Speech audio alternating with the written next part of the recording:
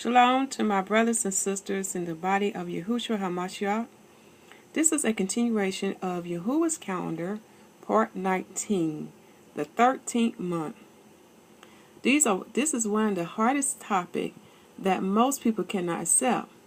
But did you know it is confirmed in the Bible and by the prophet Enoch, as well as by the heavens, there is a 13th month. So first, let us go to, let me first give you the scriptures. The confirmation of the 13th month can be found in the book of Ezekiel, chapter 1, verse 2, chapter 3, verse 15, chapter 4, verse 1 through 9, and chapter 8, verse 1. Okay? You will find it written in the book that if you would do your calculations from the 4th month and the 5th day of the 5th year of King Jehoiakins' captivity to the 6th month, the 5th day, and the 6th year of the same king's captivity, you would come to see it is 430 days. And if you write that time out, you would come to find out that there was a 13th month that exists. Okay? But first, let us go to the prophet Enoch. Because, again, the Jewish people don't have it quite right. They have a different, they call it the metrotonic schedule. But it's different from what the prophet Enoch says.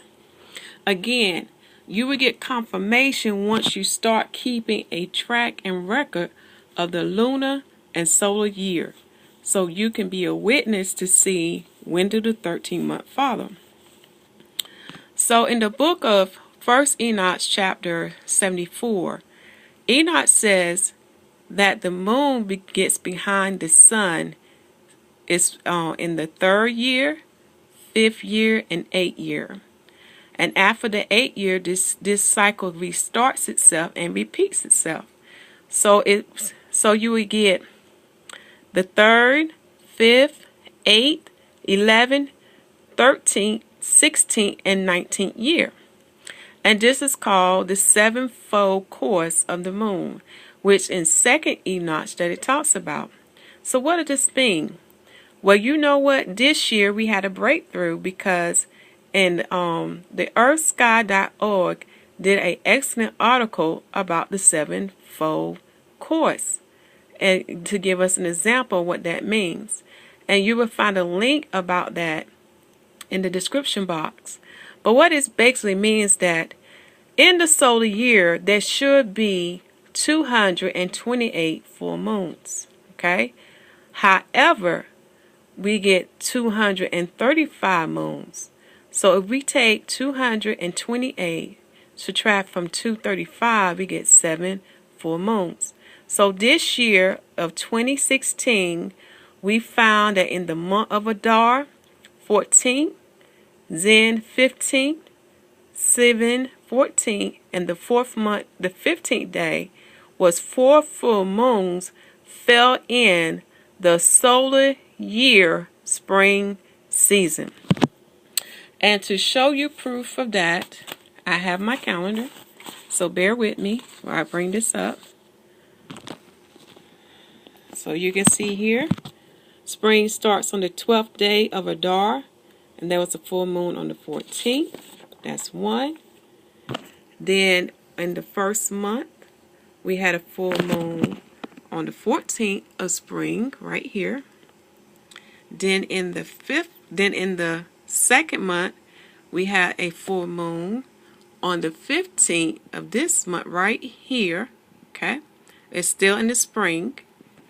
Then in the 3rd month, we had a full moon on the 14th day, which was before the last day of spring, and this is the summer solstice. So we had 4 full moons. Okay. So you would notice that there should be a 13th month that happened in these following years. 2003, 2005, 2008, 2011, 2013, 2016. And we're expecting this to happen again in the year 2019. So let me give you the breakdown of Enoch chapter 1, first Enoch chapter 74, what it basically means when it gives you the breakdown.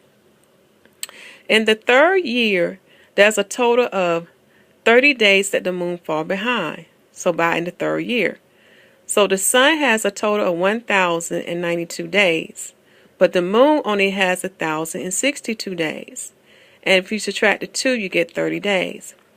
Now, how we got this calculation is that for the sun, you would take 364 days times 3, we equal 1,092.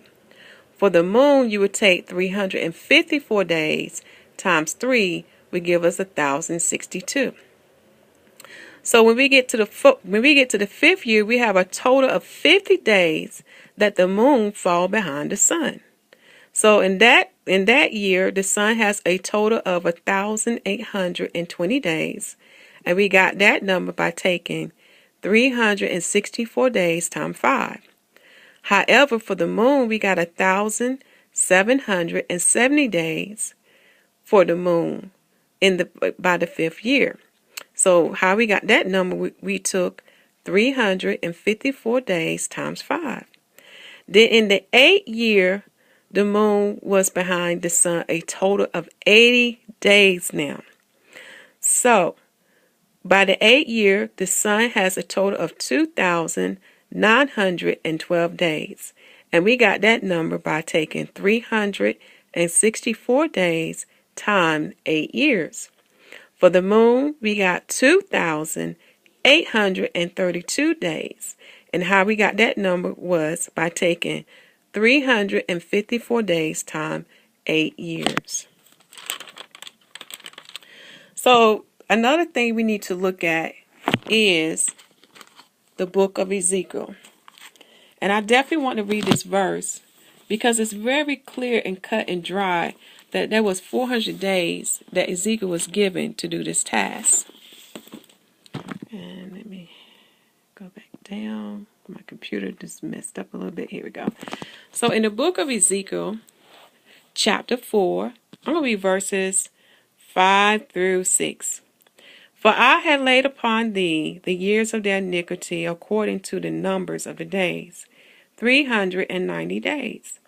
So shalt thou bear the iniquity of the house of Israel.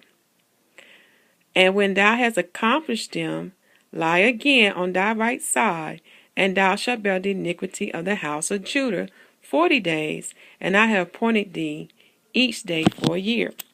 So he had to do this task for a total of 430 days. Now remember, my people, the house of Israel represented the northern kingdom, which had the 10 tribes. But when they was taken away into the Assyrian captivity, and some of them never returned and went to the land of Esdras, which you can read about in 2nd Esdras chapter 13. Okay? However, the house of Judah is the southern kingdom. Now these are the group of people who make up the house of Judah. The tribe of Judah, the tribe of Benjamin, the tribe of Levi, and the remnant of the northern kingdom, which is the house of Israel, my people. So yes, all 12 tribes were still under the house of Judah in the southern kingdom. And I will have a video link where you can click on to get more study about that. But back to the verses.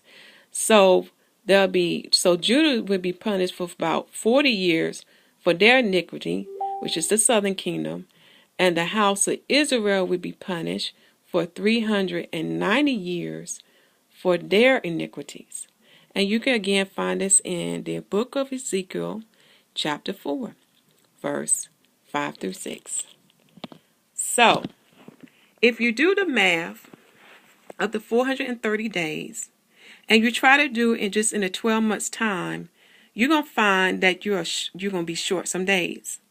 So, if you base it on 30 days for each month, and only do it for, let's see here, for 14 months, you only get 420 days.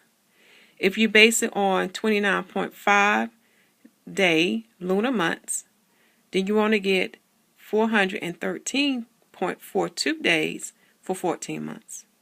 So to have a 13th year, again, if you base it on 29.53 day lunar, you get a total of 442.95 days.